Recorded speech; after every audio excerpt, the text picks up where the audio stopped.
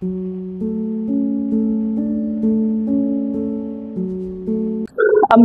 এবার জানবো বিক্রিত পণ্যের ব্যয় আমরা কিভাবে নির্ণয় করব।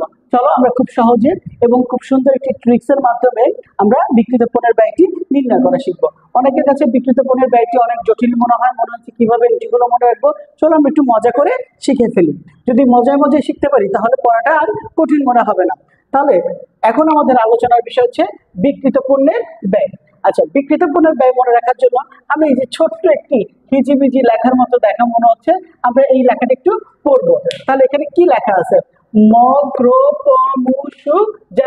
তাহলে আমরা যদি একটু এই শব্দটা মানে এই বাক্যটা একটু মনে রাখতে পারি, খুব সিম্পলি আমরা বিক্রিত পণ্যের ব্যয়ের সকল এন্ট্রিগুলো মনে রাখতে পারবো। তাহলে এন্ট্রিটা বা লাইনটা কি হচ্ছে এখানে লেখা আছে, আমরা যদি একটু খেয়াল করি, মক্র ক্রমশ যার যা। এবার খেয়াল করুন, এই মক্র ক্রমশ যার যা দিয়ে আমরা কিভাবে বিক্রিত পণ্যের ব্যয়টি খুব সহজে নির্ণয় করতে পারি। আচ্ছা, যেহেতু এখানে প্রথম বর্ণ আছে কি ম, তাহলে ম দিয়ে আমরা লিখতে পারি মজুদ পণ্য, প্রারম্ভিক মজুদ পণ্য বা মজুদ মাল। এই যে দেখো এখানে ম দিয়ে যে মজুদ পণ্য, প্রারম্ভিক মজুদ পণ্য এবং মজুদ মাল যে তিনটে এন্ট্রি দেওয়া আছে, তুমি আর্থিক বিবরণী যতগুলো অঙ্ক করবে না কেন এই তিনটির বাইরে তোমাকে আর কোনো এন্ট্রি বা আর অন্য কোনো নাম দেওয়া থাকবে না। দ্বিতীয় যে এন্ট্রিটা দেওয়া আছে ক্রয়, মানে ক্রয়, এই ক্রয় দিয়ে আমরা লিখলাম ক্রয়। এখন ক্রয় তার পরিবর্তে আমরা লিখলাম নিট ক্রয়। এখন তোমাদেরকে আমরা কিছুক্ষণ আগেই নিট ক্রয় সম্পর্কে একটা বিস্তৃত ধারণা দিয়েছি, যেটাকে আমরা টিকা 2 নামে অভিহিত করেছি। তার মানে এখানে ক্রয় বলতে যেটা বোঝাচ্ছে, ক্রয়কে আসলে ক্রয় বোঝাচ্ছে না, ক্রয় মানে হচ্ছে নিট ক্রয়কে বোঝাচ্ছে। তারপরে যে সব বর্ণটি আছে সেটা হচ্ছে প। আচ্ছা, প দিয়ে আমরা বোঝাচ্ছি পরিবহন বা ক্রয় পরিবহন বা আন্ত পরিবহন। এই যে কোনো একটা নাম তোমার প্রশ্নে থাকতে পারে। এরপর আছে আমাদের কাছে ম। ম মানে হচ্ছে মজুরি, প্রত্যক্ষ মজুরি, মজুরি ও বেতন। তার মানে ম দিয়ে আমরা 3টা এন্ট্রি জানতে পারলাম। তারপর আমাদের কাছে আছে সু। সু দিয়ে হচ্ছে শুল্ক, আমদানি শুল্ক।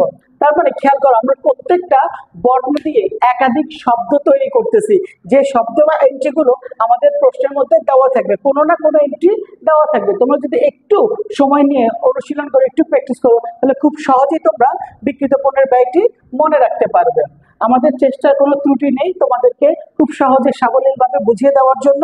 তারপরে যদি তোমাদের কোনো বিষয় বুঝতে অসুবিধা হয় তাহলে অবশ্যই আমাদের সাথে যোগাযোগ করবে, আমাদের কমেন্ট করবে, যাতে আমরা খুব সহজেই তোমাদের এই সমস্যাগুলো সমাধান করে দিতে পারি।